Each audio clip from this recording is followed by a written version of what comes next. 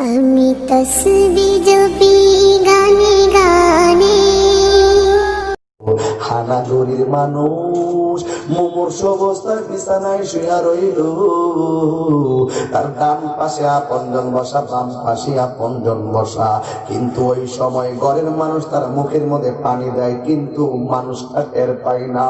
ঘরের দরজার মধ্যে একজন দাঁড়াইয়া রইছে, যার পা হলো জমিনে আর মাথা হইল আসমানে। জবান খুলে কর আল্লাহু আকবার।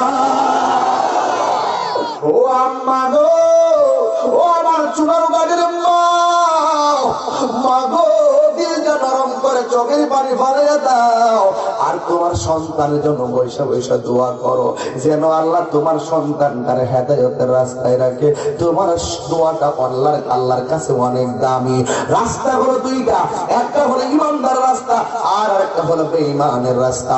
ইমানদারের রাস্তায় যারা থাকবে, ওই ইমানদারের কাছে আজরাইল আসবে। বন্ধু, ইমানদারের কাছে আজরাইল আসিয়া ইমানদারের সালাম দিব। ইমানদারের ডান পাশে আজরাইল যাইয়া বসবে না, বাম পাশে গিয়ে আজরাইল বসবে না, পায়ের গোড়ায় যাইয়া বসবে না, মুখের উপরে বসবে না। ওই জন্য দেখলাম আন বারা ইবনে আযিব রাদিয়াল্লাহু তাআলা আনহু, হযরত বারা ইবনে আযিব রাদিয়াল্লাহু তাআলা আনহুর হাদিসটা ওই দিন তাহাজ্জুদ নামাজের পরে আমি পড়ছিলাম। নিজে তাহাজ্জুদ নামাজের টাইমে হাদিসটা পড়া বড় ভালো লাগছে। আল্লাহ গো, এত ওয়াজ করি, এত নসিহত করি, আমার মরণটা ইমানের সাথে হইব নি।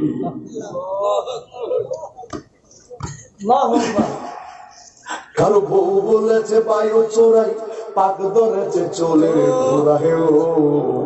কেউ বোঝে না কোন কারণে চুল ভেঙে, কেউ বোঝে না কোন কারণে চুল পাকছে। জিগায় আপনার কেমন মনে ওই লোকটা গোসল তো পাকছে না, যেন কবরের মাটি আমার ডাকতেছে। ওই আমার হানা করে মানুষ জবানটা খুইলা আল্লাহর ডাক দিয়া তোরা আল্লাহু আকবার।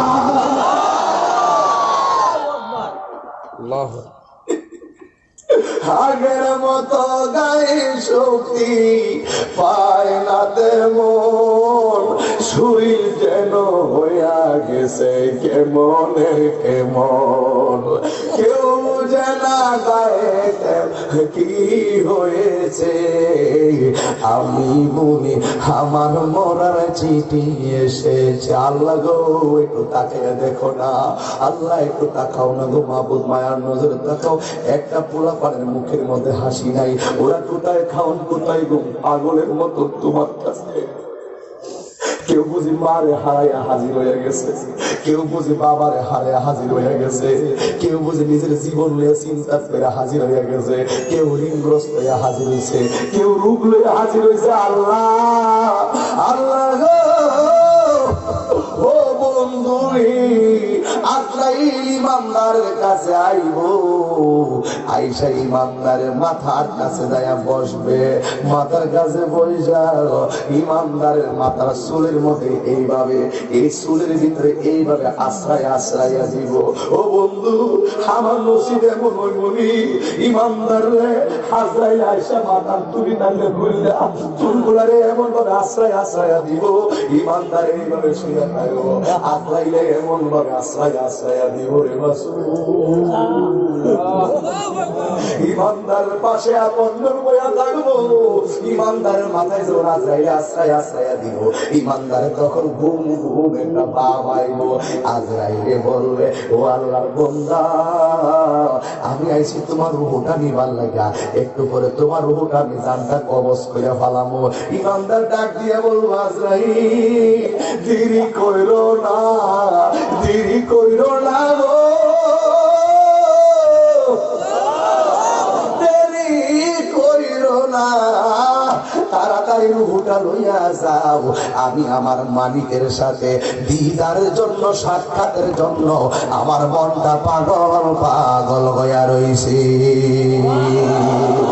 ইমানদার মরণের ভয় করে না, ইমানদার মরণের ভয় করে না গো, ইমানদার মরণের ভয় করে না।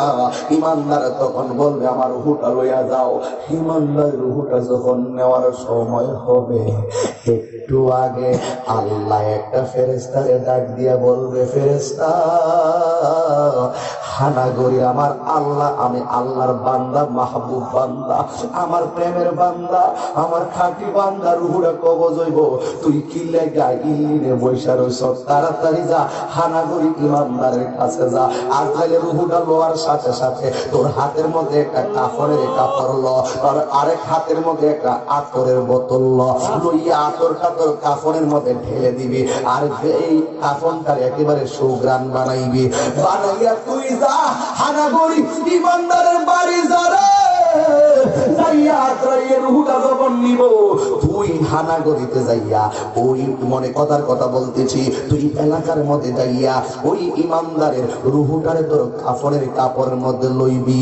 গো আল্লাহ, আমি কোথায় যাব? কই ইমানদারের কাছে যাবে।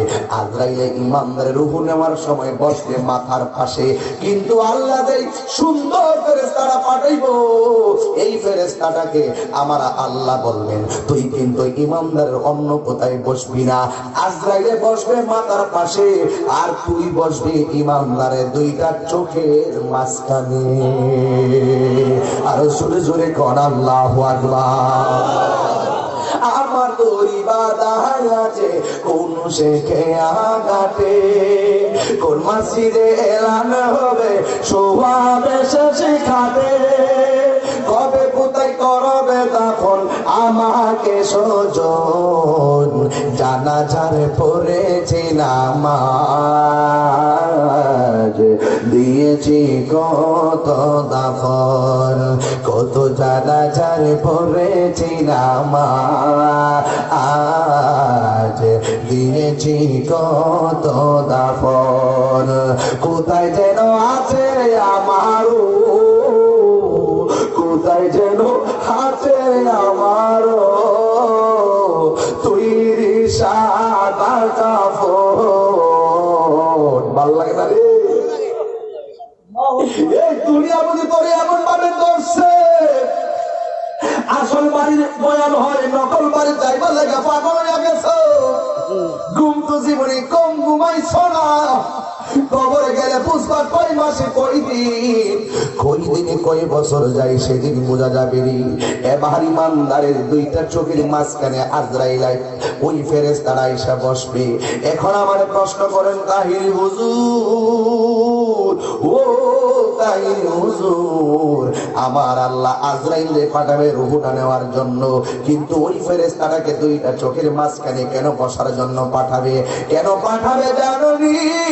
ইমানদারের রুহুটারে ওই কাফনের ভিতরে লওয়ার জন্য আমার আল্লাহ তারে পাঠাইবে। এখন বলবেন হুজুর, হানাগরি যদি কেউ মারা যায়, তার বডিটারে কাফন দিয়া পেছনের লাইগা সুন্দরপুর বাজার থেকে কাফন কিনে আনে, চুনারঘাট বাজার থেকে আতর লোমান আনে। ও হুজুর, এই হানাগরির মানুষের বডিটারে সুন্দর করে বাইন্ডিং করার জন্য কাফনের কাপড় কিনে আনে, কিন্তু আমার আল্লাহ কাফনটা কেন পাঠাইলো? আমার দুনিয়ার মানুষ আমার দেহটারে বাইন্ডিং করার জন্য কাফন কিনলো, আর আমার আল্লাহ ইমানদারের সম্মানে ইমানদারের রূহটারে রিসিভ করার জন্য আমার আল্লাহ যে কাফনটা পাঠাইবো। এই মার্কেট দুনিয়ার কোন মার্কেট নয়, যেই মার্কেট থেকে কাপড়টা পাঠাবে ওই মার্কেটের নাম হইল জান্নাতুল ফেরদাউস। ওই জান্নাতুল ফেরদাউসের ওই কাফনের কাপড় টানবে, আনার পরে যখন সে বসবে, ইমানদারের রূহটারে আজরাইলে যখন কবজ করবে, আজরাইলে মাথার মধ্যে আঙ্গুল দিয়ে এমনি আশ্রাইয়া দিব, আর ওই দিক দিয়ে ইমানদারের চোখের মধ্যে একটা ঘুম ঘুম ভাব আসবে।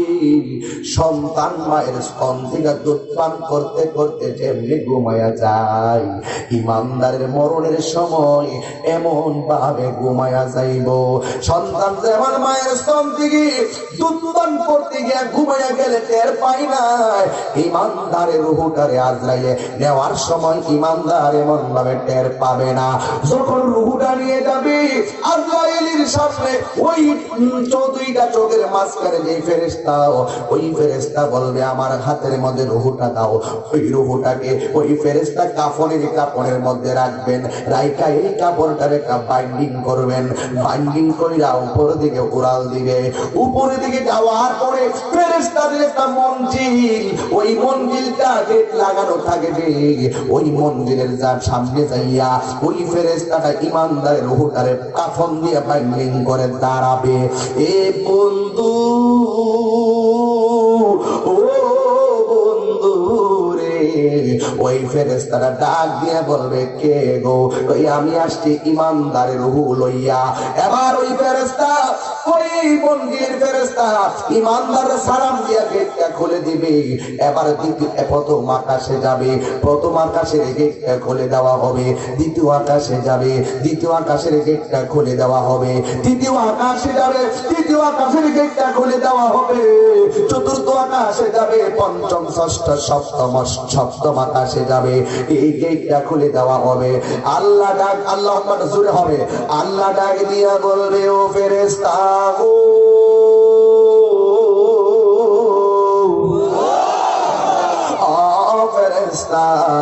তুমি আর সামনে যাইও না। সপ্তম আকাশের পরে আমি আল্লাহ একটা বাড়ি বানাইছি ইমানদারের রূহটারে রাখার জন্য।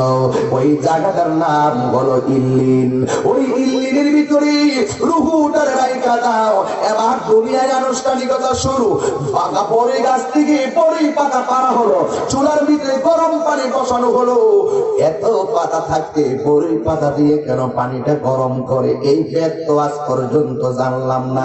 আম পাতা, জাম পাতা, বড়ই পাতা, কিন্তু আম পাতা, জাম পাতা অন্য পাতা নয়, বড়ই পাতা দিয়ে কেন পানিটা গরম করা হবে এদিকে গেলাম না, কিন্তু বোঝার জন্য বলে দিয়ে যায়। বড়ই পাতার গরম জল দিয়া তারে যখন গোসল দিব, ওই মুহূর্তে গোসল দেওয়ার সময় তারে গোসল দিয়া যখন খাটের মধ্যে শোয়াবে, ওই কাফনের কাপড় দিয়া তারে বাইন্ডিং করা হবে। বাইন্ডিং কইরা চারজনে চারে কাঁধের মধ্যে তোলা হবে। হাইরে, আমার আব্বার লাশটা আমার কাঁধে নিছিলাম, তখন মনে হয়েছিল আমার বাবা যদি দুনিয়াতে থেকে আমার লাশটা লইতো, আমার জীবনটা ধন্য হয়ে যাইতো। আমার বাবা যদি আমার লাশটা কাঁধে লইতো, তাইলে আমার জীবনটা ধন্য হয়ে যাইতো। কিন্তু আমি আমার বাবার লাশটা যখন কাঁধে লইছি, মনে হইতাছে যেন এই মুহূর্তে আমি দুনিয়া থেকে বিদায় হয়ে যাই, বাবার সঙ্গে আমিও যেন অন্ধকার কবরে চলে যাই। কেমন যে লাগছে লাশটা কাঁধে নেওয়ার সময়।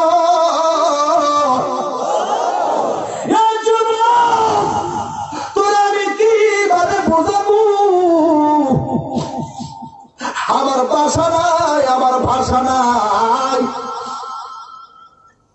ইমানদারের বডিটাকে যখন জানাজার মাঠে নেওয়া হবে, জানাজার ময়দান থেকে কবরের পারে নেওয়া হবে, কবরের পরে দিয়ে কবরে নামাইয়া দেওয়া হবে, তখন ইমানদারের রূহটা কিন্তু ইল্লিনের মধ্যে আল্লাহ রেখে দিয়েছেন।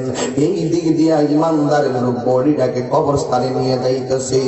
এবার গুরুস্থানে নিয়ে যখন কবরে নামাইয়া দিল, আর ইমানদারের কবরের উপরে যখন বাঁশ গুলা দিল, বাঁশের উপরে যখন চাটাই গুলা দিল, গত পরে 2 মাস আগে আমার মুরিদের আব্বা মারা গেছে। আমি জানাজা নামাজ পড়াইছিলাম, আবার গুরুস্থানেও আমি গেছি। গুরুস্থানে যাইয়া যেখানে মাটি দিছে সেই জায়গাটা আমি দাঁড়াইছি। আমি আমার মুরিদরে জিগাইলাম, তোমার আব্বার এখানে কবর দিতেছো, এক হাত ধরে আরেকটা কবর বরাবর, এই কবরটা কার? আমার মুরিদ বলল, বাজার, এই কবরটা আমার আম্মার কবর। কার কবর? আমার আম্মার কবর। তার বাবা মারা গেল আজকে, তার মা মারা গেল অনেকদিন আগে, কিন্তু 2টা কবর পাশাপাশি, একটা কবর থেকে আরেকটা কবরের দূরত্ব মাত্র 1 হাত। আমি এই চিত্রটা দেখা নিজের আর সামলাইতে পারি নাই। সারা জীবন স্বামী স্ত্রী একটা সংসারে বসবাস করলো, আজকে আসল বাড়ির নাম হলো কবর। ওই জায়গায় যায় 1 হাত ধরে আরেকজন পাশাপাশি শুয়ে রয়েছে। কে জান্নাতি, কে জাহান্নামী, কে সুখে, কে দুঃখে, কে ভালো, কে মন্দ, স্বামী স্ত্রী পাশাপাশি শুয়ে রয়েছে, চিরকাল শুয়ে থাকবে, একজন আরেকজনের খবর নেওয়ার ক্ষমতা না। কি নির্মম ইতিহাস, কি নির্মম ইতিহাস। একজন আরেকজনের পাশাপাশি। ওই মুহূর্তে আমি দেখলাম, হিন্দি মিন টাইমে আমি দেখলাম দুইজন পাশাপাশি শুয়ে রয়েছে। বন্ধুরে আমার, এটাই হলো পৃথিবী। স্বামী এত আপন কবরে সঙ্গী হবে না, স্ত্রী এত আপন কবরে সাথী হবে না। আপনার বন্ধু আপনার কবরে আপন হবে না। এবার ইমানদারের লাশটা যখন কবরে নামাইব, এবার উপরের দিক দিয়ে যখন বাঁশগুলা দিব, কত নির্মম। এই কবরস্থানের কবরে নামছেন, নাইমা লাশটা শোয়াইছেন, এমন কোন লোক আছে দেখি? মাশাআল্লাহ, আল্লাহ আল্লাহ আল্লাহ। আপনার কবরে লাশ নামাইছেন, কবরের ভিতরে লাশ নামাইছ। ইমানদাররা যখন কবরের ভিতরে নামাবে, ওই মুহূর্তে উপর দিক দিয়ে বাঁশ দেওয়ার পরে যখন চাটাই গোলা দেওয়া হবে, যখন মাটি দেওয়া হবে, মাটি দিয়া যখন আপন জনরা চলে যাবে, আল্লাহ ডাক দিয়া বলবে, ও ফেরেশতা, আমার ইমানদার এখন কবরে নামাইছে, একটু পরে আমার পাগল বান্দার ইন্টারভিউ হবে। জোরে বলুন, কি হবে? একটু পরে ইন্টারভিউ হবে, একটু পরে ঈমানের পরীক্ষা হবে গো। এবার ইমানদার কবরে দেওয়ার পরে আল্লাহ বলবেন, ও ফেরেশতা, যেই রূহটা ইলিমে রেখেছো, ওই রূহটা নিয়ে ইমানদারের ভিতরে ঢুকাইয়া দাও। ইমানদারের ভিতরে ঢুকাইয়া দিবা। আল্লাহ কোরআনে বলেন, আল্লাহ রাব্বুল আলামিন কোরআনে এভাবে বলেছেন, কাইফা তাকফুরুনা বিল্লাহি ওয়া কুনতুম আমওয়াতান ফাআহইয়াকুম সুম্মা ইউমীতুকুম সুম্মা ইউহয়ীকুম। আল্লাহ জীবন দিয়েছে, আবার যখন মরণ দিব, আবার ফেরেশতার মাধ্যমে কবরে যাওয়ার পরে রূহটা যখন দিয়া দিবে, কেমন লাগে দেখেন। আমাদের দেখেন, একবার দেখেন কেমন লাগে। কবরের মধ্যে শুয়ে রইলাম, মাথার পাশে একটা বাদ দিল, বুকের উপর আর একটা বাদ রাখলো, পায়ের তলার মধ্যে একটা বাদ রাখলো। আমি ডেড বডি, আমি মরে রইলাম। হঠাৎ করে আমার ভিতরে আইনা ফেরেশতা রূহটা ঢুকাইয়া দিল। বাস হঠাৎ করে আমি কবরে জিন্দা হয়ে গেলাম। কবরে যখন জিন্দা হয়ে গেছি, আমি তখন তাকাইয়া দেখব, ডান পাশে আমার মাটি, বাম পাশে আমার মাটি, সামনে মাটি, পিছনে মাটি, এমন মাটি মাটি মাটি মাটি মাটি মাটি। ওই মুহূর্তে ইমানদার জিন্দা হয়ে যাবে। আমার নবী, আপনার নবী বলে, ইমানদার জিন্দা হওয়ার সাথে সাথে তার আপনজনরা, তার বাবা, তার ভাই, তার 14 গোষ্ঠী তারা মাটি দিয়ে চলে যায়। রূহটা দেওয়ার পরে ইমানদাররা কবরের ভিতরে থেকে আপনজনদের পায়ের আওয়াজ শুনতে পায়। আমি তসবিহ